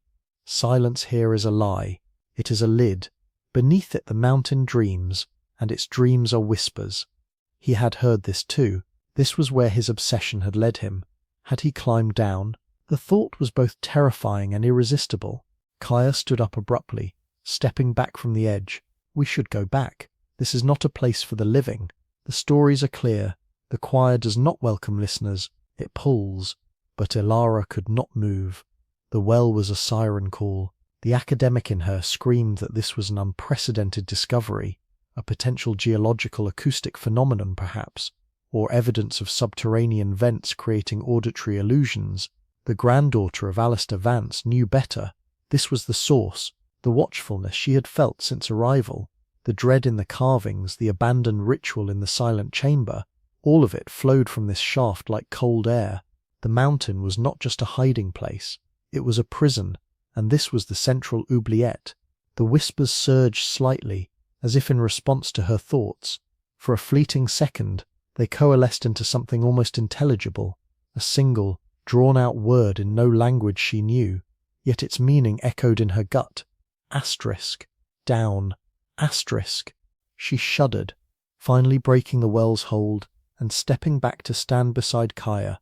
His face was pale, his usual composure shattered. The reality of the legend had stripped him of his role as guide, leaving only a man afraid of his own heritage. "We need to understand what's down there," Elara said, but her voice lacked conviction. The urge to know warred with a primal, screaming instinct to flee. Kaya shook his head. Some doors are sealed for a reason. Some whispers should not be understood. He looked at the archway leading back to the silent chamber, then at the well. My family's duty was to keep people away from places like this, not to lead them to it. They stood in a stalemate, the greenish void of the well between them, both literal and metaphorical. The whispers continued their soft, insistent chorus, a soundtrack to their dilemma. To descend would be to follow her grandfather's path into madness. To ascend was to seal the truth away again, to live with the ghost of an unanswered question. Elara's camera felt like a useless toy against the ancient vocal darkness. The well did not just descend into rock, it descended into the core of the mystery, and its whispers promised that the truth at the bottom was not a fact to be recorded, but a living, hungry thing. Professor Armand Demir's office was a fortress of paper, a labyrinth of teetering stacks of journals, frayed maps and ossified coffee cups. It smelled of dust, yellowed parchment, and the sharp, lonely scent of a scholar who had long since prioritized the past over the present. Elara had found his name in a decades-old archaeological survey cited in her grandfather's journal, a footnote praising his unparalleled grasp of regional epigraphy. Getting an audience had required every ounce of her remaining academic credibility, and a vague mention of newly discovered carvings. The man who greeted her was a wisp, a figure carved from parchment and nervous energy. His eyes, magnified by thick glasses, darted from her face to her bag with a bird-like wariness. He offered tea with a trembling hand, the cups rattling on their saucers. The pleasantries were brittle. When Elara finally laid her printed photographs on the only clear space on his desk, the haunting images of the tendrilled sky and the terrified upturned faces, the professor went very still. The colour drained from his face, leaving his skin the same grey as the stone in the pictures. For a long minute, he said nothing. He simply stared, his breathing shallow. Then, with a sudden jerky movement, he swept the photos into a disorderly pile and pushed them back toward her. "These are forgeries, tourist nonsense. You should not be in those tunnels. It is forbidden." His voice was a dry rustle, but beneath it ran a current of pure fear. Elara leaned forward, her own desperation cutting through the formalities. "My grandfather was Elara Vance. He disappeared here 40 years ago. He drew the same symbol I found sealing that passage. You worked with his team. You know what he was looking for." The name acted like a key turning in a rusty lock. Demir flinched as if struck. He removed his glasses, polishing them with a shaky hand, avoiding her gaze. The silence stretched, filled only by the distant hum of traffic from the sunlit world outside. When he spoke again, the dismissive scholar was gone, replaced by a tired, frightened old man. Alistair. He was a good man, curious, too curious. Demir sighed, a sound of dust settling. He asked the wrong questions. He looked for the stories the stones try to forget. He gestured weakly at the photos. These are not just carvings. They are a diagnosis, a record of a sickness. He stood, his bones creaking, and moved to a large, old-fashioned safe behind his desk. The dial turned with soft clicks. From within, he withdrew not a book, but a small, felt-wrapped bundle. He placed it on the desk between them, and unfolded the cloth with reverent care. Inside lay a fragment of a clay tablet, no larger than his palm. It was fired and hardened, its surface covered in precise, angular, cuneiform script. "This was never catalogued," Demir whispered. "It was found in a collapsed anteroom near the lowest levels decades ago. My predecessor kept it hidden. He believed some knowledge is a poison." He pointed a bony finger at the script. "It is a fragment of a larger text, a warning, or perhaps a last testament." Elara's heart hammered against her ribs. She could read basic Hittite and Assyrian, but this script was a localized variant, denser and more urgent. Demir, his voice barely above a murmur, began to translate, his finger tracing the indentations. "It speaks of a time when the orderly lights of the night fractured," he began, "when the heavens themselves bled light. Not fire, but a cold, silent luminescence that twisted like serpents in the air." He paused, swallowing hard. "It says the light did not burn the flesh, but the mind. Thought itself became contagion. To look upon the writhing sky was to invite it into the sanctum of the self. The thoughts of the afflicted would unravel, turning inwards until only madness screamed within the skull. He moved his finger to the next cluster of wedges. For others, the transformation was different. The light did not shatter their minds. It scoured them clean. It burned away memory, empathy, reason, leaving behind a hollow vessel, animated by a single violent impulse. They became husks, moving with a terrible purpose, attacking anything that still held the spark of untainted consciousness. They were not invaders from outside. They were neighbors, family, turned into puppets of the sky. Gasira stared at the tiny tablet, the words painting horrors far more vivid than the carvings. A psychic pandemic, a weapon that targeted consciousness itself. The city's architecture suddenly made a new terrifying sense. The rolling doors, the isolated levels, the narrow funnels.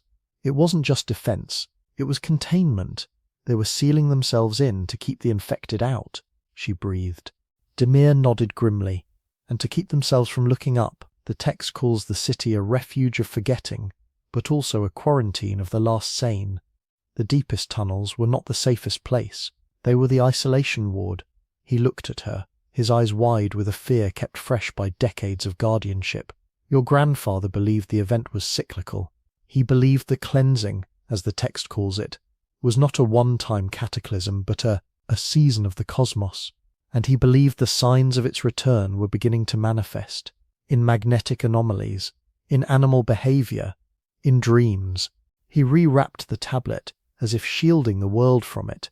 I told him to stop, to burn his notes. He left my office that last day looking not dissuaded, but resolved. He said he had to find the anchor point, the source of the memory in the stone. I never saw him again. Demir's hands were trembling violently now. You must stop as well. You have seen the carvings. You have heard the whispers from the well. Yes, I see it in your eyes. That is the buried choir, the echoes of those first minds that were shattered, trapped in the stone. To go deeper is to listen to the madness itself. This is not history, Miss Vance. It is a quarantine that is still active, and you are trying to break the seal. Elara gathered her photos, her mind reeling. The professor's fear was palpable, a thick miasma in the cluttered room. He had given her the final piece of context, and it transformed everything from an archaeological mystery into a live nerve of ancient terror. The city was not a relic, it was a scar, and the wound might still be open. She thanked him, her voice hollow. He did not reply, merely sat staring at the wrapped tablet, a lonely sentinel at the gate of a forbidden truth. As she stepped back out into the bright, oblivious Turkish sun, the daylight felt thin and false. The real world, she now understood, was the dark, silent one below, and it was a world built not on hope, but on a fear so profound it had been baked into clay and buried, forever whispering a warning no one was meant to hear. The small, sunlit room of Elara's rented apartment became a war room. The cheerful Killam rug was buried under a blizzard of paper. To one side, her printed photographs of the frantic carvings fanned out like a tarot deck of dread. In the centre, her grandfather's journal lay open, its pages heavy with his cryptic annotations, and beside it, held down by a clean stone, was the careful transcription Professor Demir had allowed her to make of the clay tablet fragment. 3 disparate testaments, separated by centuries and mediums, now conversed in silent, terrifying harmony. Elara worked with a feverish intensity, the professor's fear a spur rather than a deterrent. Sleep was a forgotten luxury. She cross-referenced symbols, triangulated dates mentioned in the journal's star charts against the astronomical references in the tablet's poetic calamity. Kaya brought food and strong coffee, watching her from the doorway with growing concern. He had shared every local folktale he could recall, each one a piece of oral history that slotted into the emerging framework like a bone into its socket. The sky sickness was not a metaphor, it was a diagnosis. The carvings showed the symptom, the tendriled light, the upturned faces contorted in psychic agony. The tablet described the pathology, a contagion of consciousness, a weaponized electromagnetic or psychic phenomenon that could unravel a mind or hollow it into a violent husk. Her grandfather's journal chronicled the obsession, his recordings of strange localized geomagnetic fluctuations, his notes on anomalous animal migrations in the region, his increasingly desperate search for a primary locus or anchor point within the mountain. But it was the convergence of time that chilled her blood. Her grandfather had been fixated on a celestial cycle, a conjunction he referred to only as the cleansing. He had calculated its periodicity based on fragmented references in texts even older than the Hittite tablet. In the margins of a star map, he had scribbled, not a comet, not a supernova, an invisible realignment, a tipping of scales we cannot see but whose shadow the mind feels. Elara laid the star map beside the tablet transcription. The tablet's description of the event used a specific term, repeated like a liturgical refrain. When the silver river drowns the shepherd's star and the bullseye closes, the cleansing breath is exhaled. Astronomical poetry.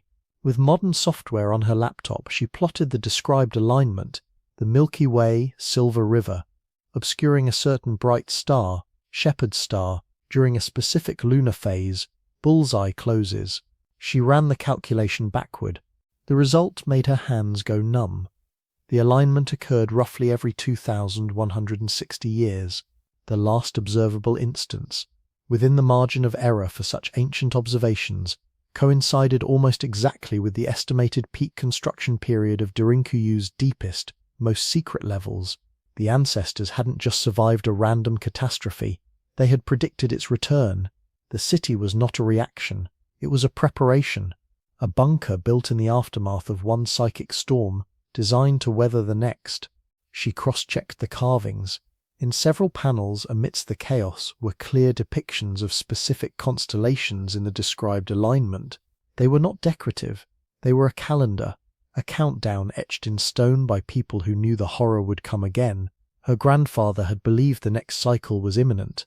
His final journal entries were frantic, noting increased solar flare activity and strange low-frequency radio emissions he'd picked up with homemade equipment.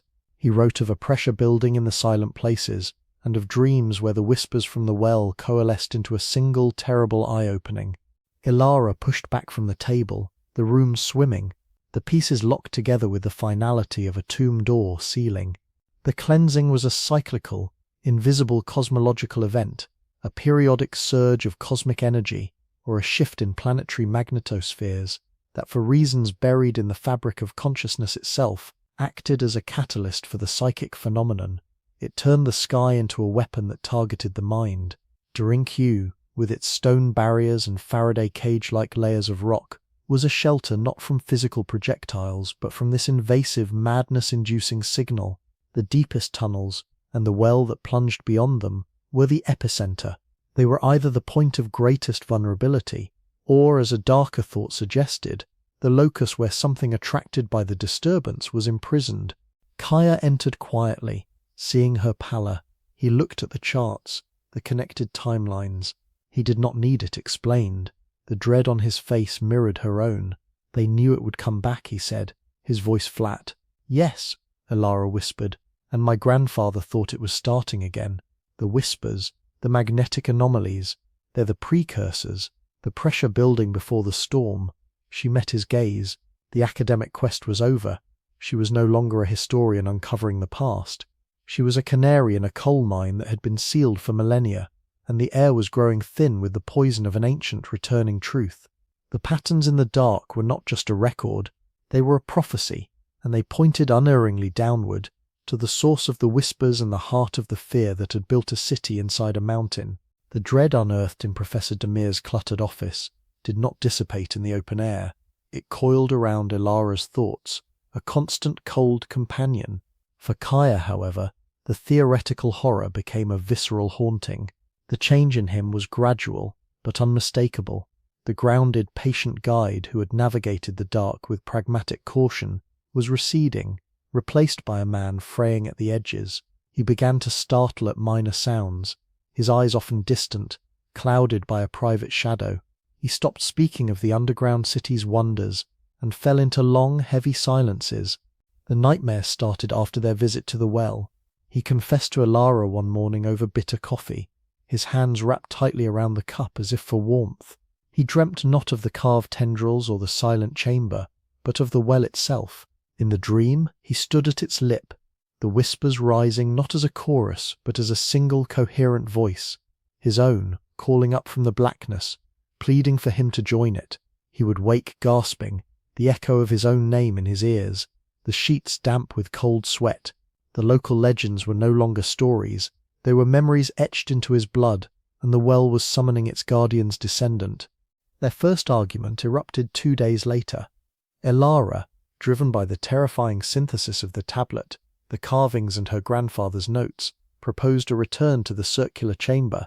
She had procured professional climbing gear, harnesses, ascenders, a portable winch, determined to descend the well and find the source of the whispers, the anchor point her grandfather had sought. She laid the equipment out on her apartment floor like a surgeon's tools. Kaya stared at the gear as if it were a nest of vipers. "No," he said, the word final and hard. "We have already gone too far. The professor was right. This is a quarantine. We are not doctors, we are fools picking at a bandage on a plague wound." Elara's obsession, now a cold fire in her chest, met his fear head-on. "It's not a wound, Kaya. It's a mystery that's still alive. My grandfather died for it. Those people carved their terror into the walls for a reason, not just to record, but to warn asterisk. Essa asterisk. If the cycle is returning, we have to understand what it is. We have to know what they were really hiding from. We already know," he shot back, his voice rising. "They were hiding from a light that drives men mad. What more understanding do you need? Will you stare at it until your mind unravels? Will you join the buried choir?" He gestured violently toward the window, in the direction of the hidden entrance. "My duty is to protect that place, not to violate its deepest seal. Your grandfather's fate is a warning, not a map." But Elara was beyond warnings. The puzzle had its hooks in her.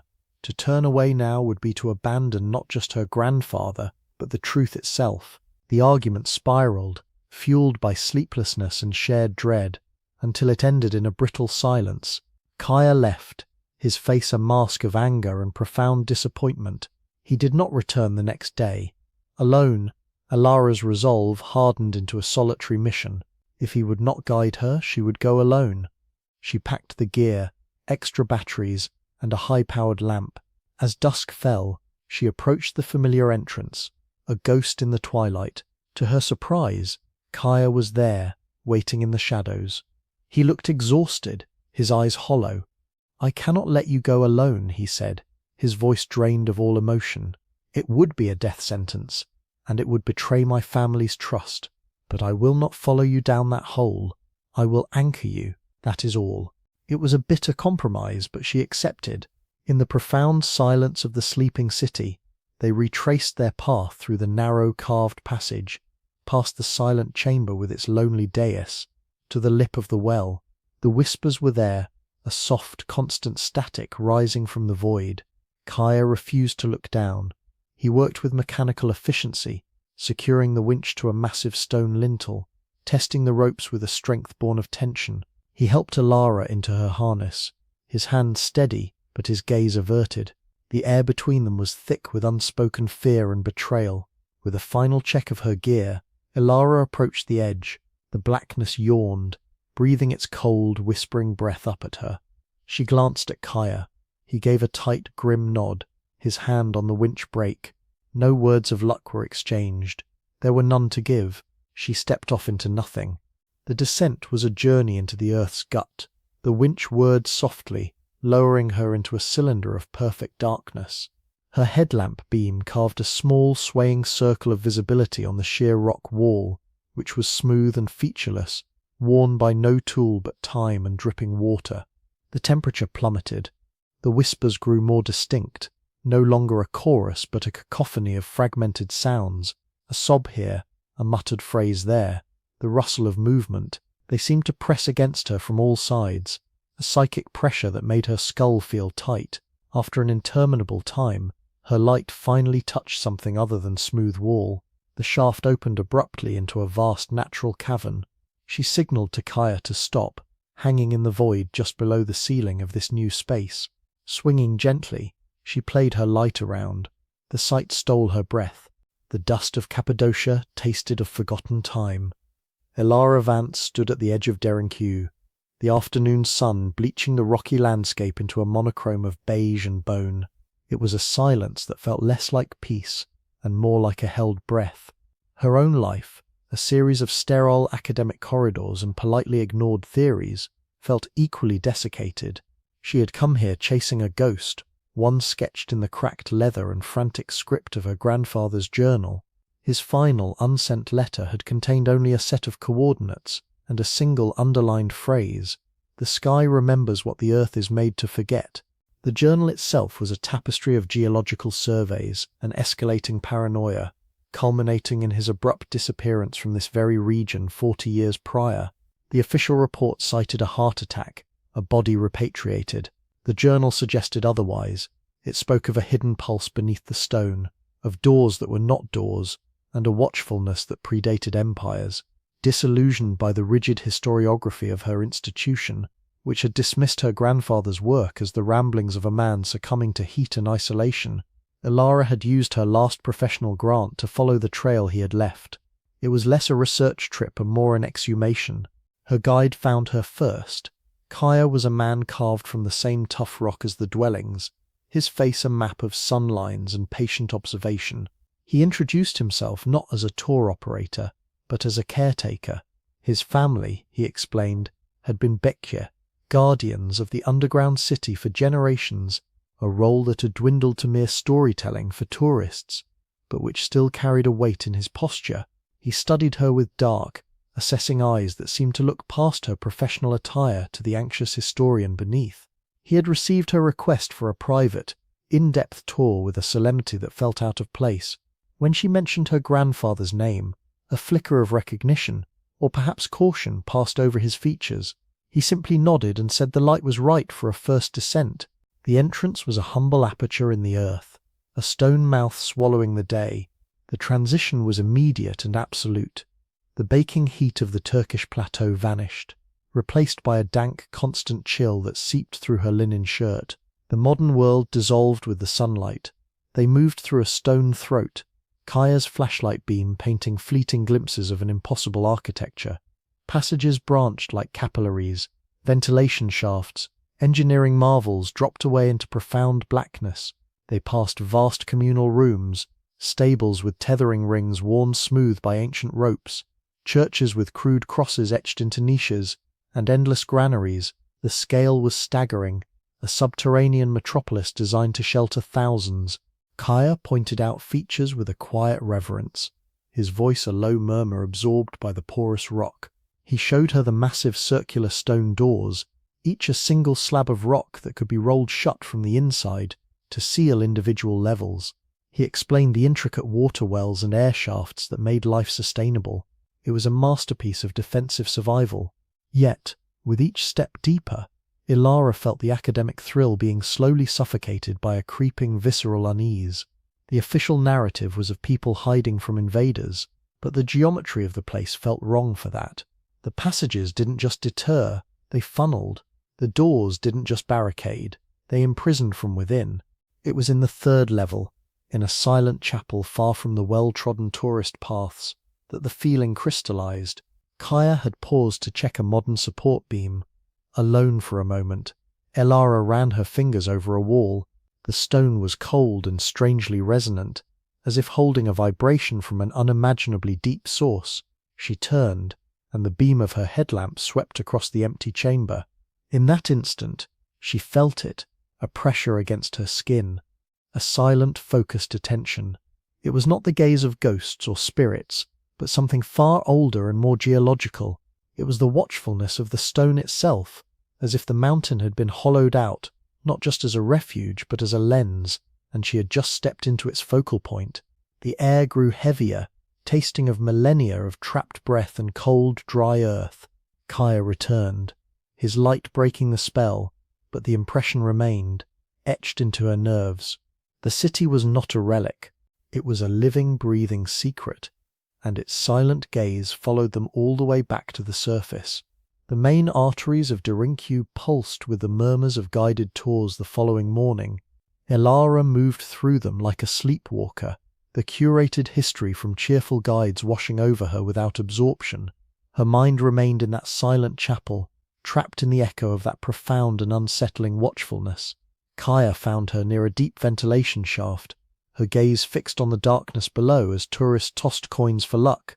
He did not speak, merely gestured with a tilt of his head toward a side tunnel marked with a faded restoration area no entry sign. The gesture held the gravity of a shared conspiracy. They slipped past the barrier into a section of cooler, stiller air. The modern lighting ended, and Kaya switched on a powerful torch. This was a newer excavation zone, he explained in a hushed tone, where archaeologists had been reinforcing unstable sections. The walls here were raw, less worn by centuries of human touch, and the dust they disturbed hung in the beam like suspended time. After several turns, the passage narrowed dramatically, terminating not in a chamber, but in a flat, crudely constructed wall of mismatched stone blocks and ancient mortar. It was an obvious afterthought, a frantic closure. The blocks were haphazard, smaller than the precisely cut stones of the main city, and the mortar was a dark, gritty substance that bulged in uneven seams. It sealed a low, arched opening, the original lintel still visible above the jumbled masonry. This was not a designed feature. It was a panic, a scar. Kaya's light played over the surface. They found this 6 months ago. The ground-penetrating radar suggested a void behind it, but the cultural ministry deemed it unstable, too close to the public routes. He let the statement hang. The unspoken implication was clear. Some secrets were safer left unverified. Elara approached, the beam of her own headlamp joining his. The mortar, where it had not crumbled, held the imprints of frantic fingers, and there, near the base of the arch, almost obscured by dust and time, was a mark. She knelt, her breath catching. It was faint, a shallow gouge in the drying mortar, perhaps made with a stick or a nail before the substance had fully set, a simple spiral, curling inward to a single definitive central dot. The world contracted to that symbol. Her hands trembled as she unslung her backpack and retrieved her grandfather's journal. She did not need to search. The page was etched in her memory. Near the back, amidst increasingly fragmented notes, was a rough sketch. He had labelled it Mason's Mark, Ward. Below the sketch, in his agitated script, he had written, "Saw it in the dark, not a maker's sign, a warning, or a lock. The dot is the eye, the spiral is the path away, or the path in." The symbol on the page and the symbol on the wall were identical. A cold certainty settled in her gut, colder than the subterranean air. This was no coincidence. Her grandfather had seen this sealed archway, or one like it. His disappearance was here, in this sealed darkness. The watchfulness she felt was concentrated behind this crude wall. She looked up at Kaya. His face was unreadable in the shadows, but his eyes reflected the twin points of light from their lamps, bright and intent. "You knew," she whispered, the sound absorbed by the thirsty stone. "I suspected," he corrected softly. "My great-uncle worked with the foreign geologists 40 years ago. He spoke of one who became obsessed with the wrong walls.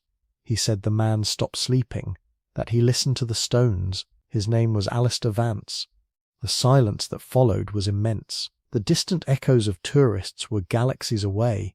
Here, in this cul-de-sac of history, the past was not past at all. It was a sealed room, waiting.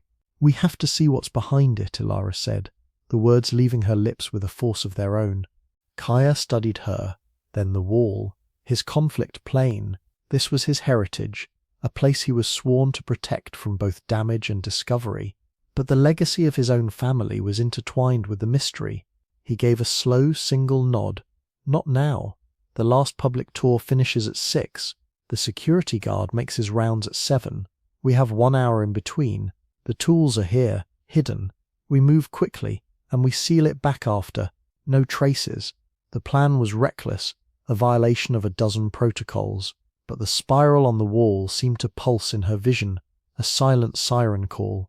It was the first tangible thread connecting her grandfather's ghost to the stone. To turn away now would be to abandon him a second time. She agreed. They spent the remaining daylight hours on the surface, but Elara saw nothing of the fairy chimneys or the vibrant carpets in the market. Her mind was in the dark, tracing the spiral, imagining the void beyond. The symbol was a question her grandfather had died asking. As dusk painted the sky in shades of violet and ash, they returned to the quiet entrance, now locked and silent. Kaya produced a key, his movements furtive. The city below awaited, holding its breath. The sealed passage, with its crude masonry and faint ominous spiral, was a threshold. On one side, the known world of history and light. On the other, the silent watchfulness and her grandfather's unanswered cry. Tonight, they would break the seal. The silence of the locked underground city was a different entity entirely from its daytime murmur. It was a thick, velvety blackness that pressed against the ears, broken only by the scuff of their boots and the frantic drumming of Elara's heart. Time became elastic, measured in breaths and the slow, deliberate movements of their work. Kaya had retrieved a small crowbar and a mason's hammer from a hidden crevice near the sealed archway. The tools felt cold and profoundly heavy in Elara's grip, not with physical weight, but with the gravity of the violation they were about to commit. Kaya directed his headlamp at the lower left corner of the crude wall. Several stones there were smaller, their mortar a slightly different hue, as if the job had been rushed to completion. He pointed, and Elara understood. They would not dismantle the entire structure, only create a crawl space, a surgical breach. He inserted the crowbar's edge into a mortar seam, the screech of metal on ancient lime setting Elara's teeth on edge. The sound was obscenely loud in the absorbing quiet, a scream in a cathedral. She winced, half expecting alarms or the footsteps of some long-dead sentry. Nothing stirred. Working with a tense, focused economy, they took turns. Kaya would loosen a section, and Elara would carefully extract the crumbling mortar with the hammer's claw. Dust, fine as powdered bone, filled the air, glittering in their headlamp beams. The spiral symbol watched their progress, the central dot now at eye level, an unblinking pupil, after what felt like an hour but was likely only 20 minutes.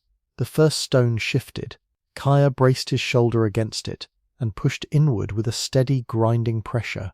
There was a dry cough of dislodged debris, and the block tilted, revealing an impenetrable darkness beyond. A sigh escaped the opening. Not a wind, but a long, stale exhalation of air that had been still for centuries. It carried a scent that made Elara recoil, a complex aroma of dry rot, cold stone, and something faintly metallic, like old blood or oxidized copper. It was the breath of a sealed tomb. The temperature around the breach dropped several degrees, raising gooseflesh on her arms. With renewed urgency, they removed 2 more stones. The gap was now just wide enough to squeeze through, a black maw in the pale yellow light of their lamps. Kaya went first, his broad shoulders scraping against the rough edges. He disappeared into the darkness, his light bobbing and then stabilizing. A moment later, his hand emerged, beckoning. Elara passed their packs through. Then, taking a final glance at the familiar tunnel behind her, she turned and contorted herself through the opening. The stone snagged her jacket, a fleeting cold hand trying to hold her back. Then she was through, stumbling into Kaya on the other side. They stood in a passage so narrow their shoulders nearly touched both walls. It sloped downward at a steep, deliberate angle, the floor worn smooth by no footfalls they could imagine. The air was motionless and frigid, so dry it parched the throat, and the walls. Elara's breath caught.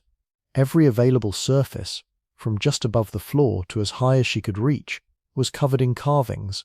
This was not the sporadic devotional graffiti of the main city. This was a dense, frantic tapestry of images, chiseled with a relentless, urgent hand. Kaya swept his light across them. The style was different. The figures were less stylized, more raw and expressive. They overlapped, crowded, a visual cacophony, etched in panic. She saw scenes of people hauling stones, not with the orderly purpose of construction, but with the desperate energy of fortification.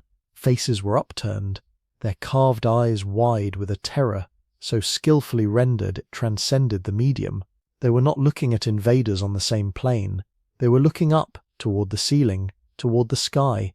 The ceilings in these carvings were often represented by chaotic lines, not the geometric patterns of earlier art, but wild, looping, grasping tendrils that seemed to bleed from the edges of the scenes.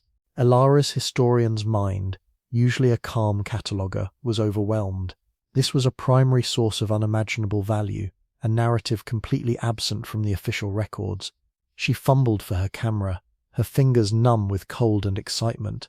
The flash was a blasphemous burst of lightning in the ancient dark, freezing a fragment of the story. A crowd of figures with hands raised not in prayer but in warding, as something serpentine and luminous descended from above. She took picture after picture, the mechanical clicks a tiny rebellion against the silence. Kaya touched her arm, pointing downward. The passage continued its steep descent, vanishing into blackness. The carvings continued unabated, a torrent of fear flowing down the tunnel walls. He nodded, his face grim in the backscatter of light. They had to go deeper. This was merely the preface. With one last look at the breach, now a distant rectangle of faint, safe light, Elara turned her back on it. They began their careful descent, the narrow passage swallowing them, the weight of the unread stone pressing in from all sides. The only sounds were the shuffle of their steps and the whisper of their own breathing, a tiny human rhythm against the immense silent pulse of the mountain's hidden heart.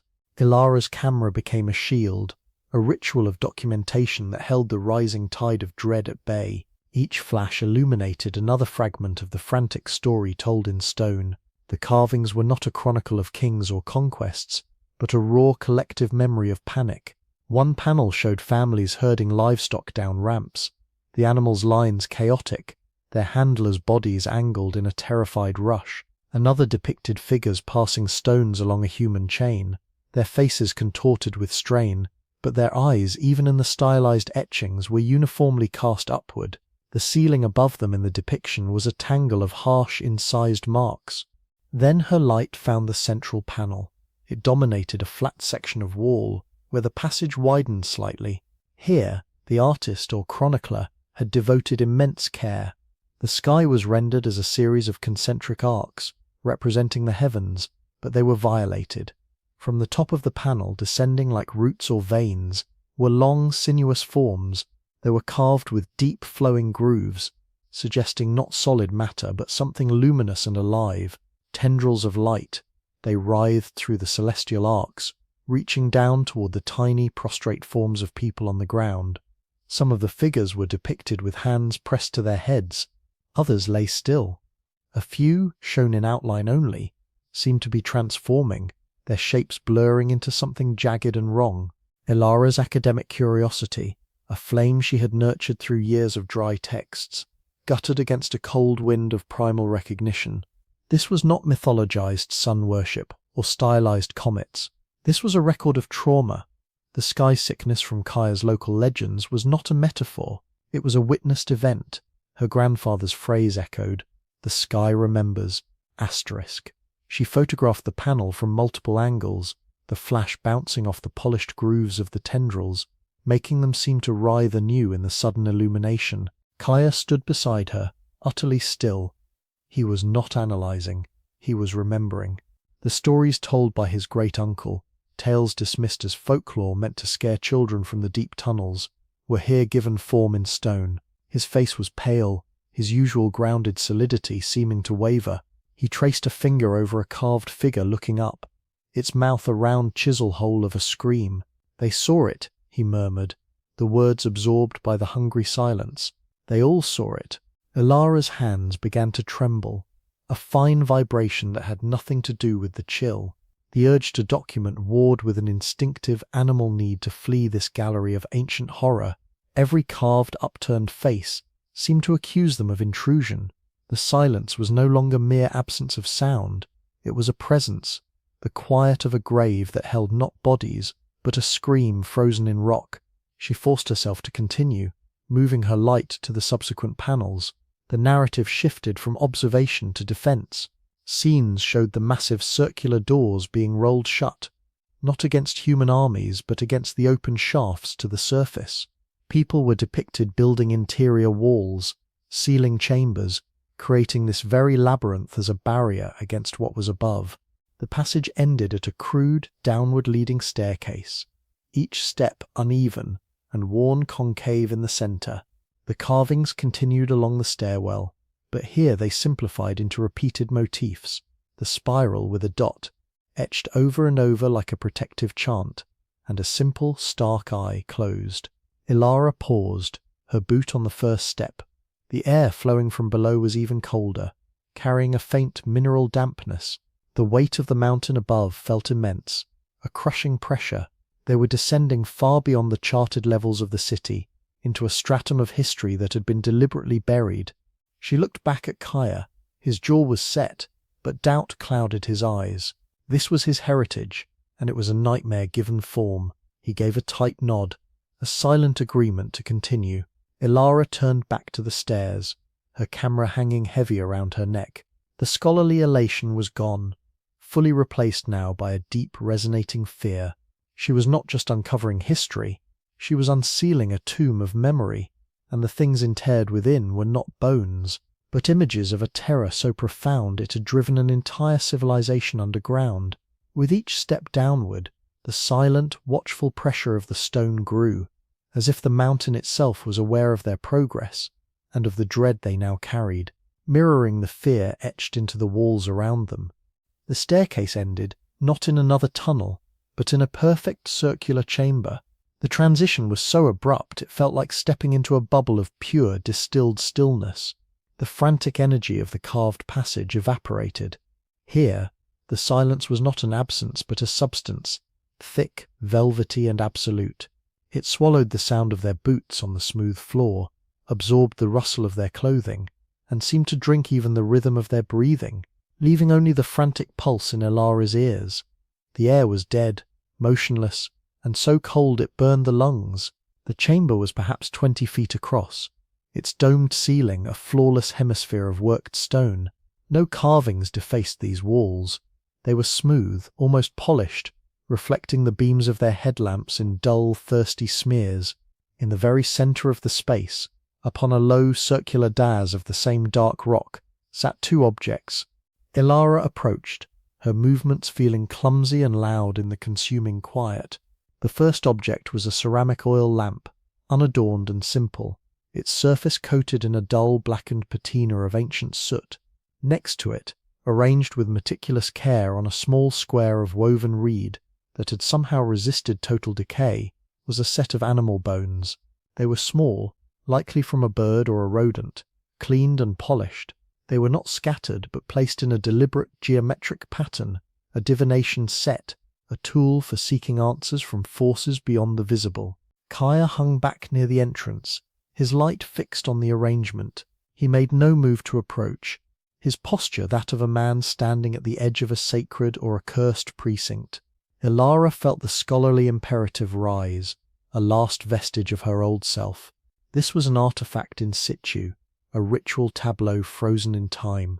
She carefully set her pack down, the soft thud impossibly loud. She pulled on a pair of thin cotton gloves, her fingers trembling.